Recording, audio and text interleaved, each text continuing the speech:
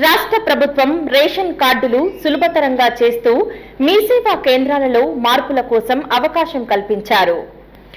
రాష్ట్ర ప్రభుత్వం ration card సేవలు సులభతరం చేశారు.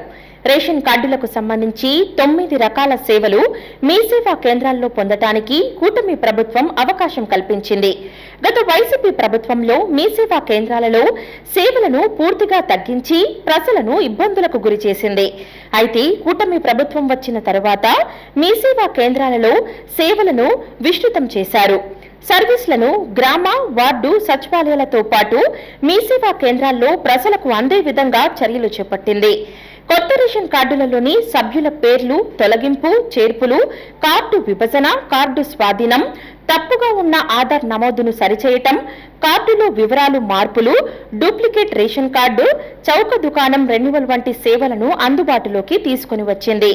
కొత్త రేషన్ కార్డు పొందాలంటే వివాహ రిజిస్ట్రేషన్ పత్రం, శుభలేఖ, ఆధార్ కార్డు సమర్పించాల్సి ఉంటుంది.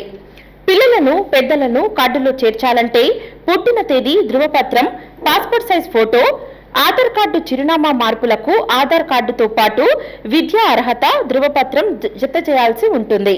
రేషన్ కార్డు సేవలను ప్రజలకు విస్తృతంగా అందించడంతో ప్రజలకు కష్టాలు తీరనున్నాయి. హలో అండి, నేను మీకు Rakshitha. Please do subscribe to Nandyal communications.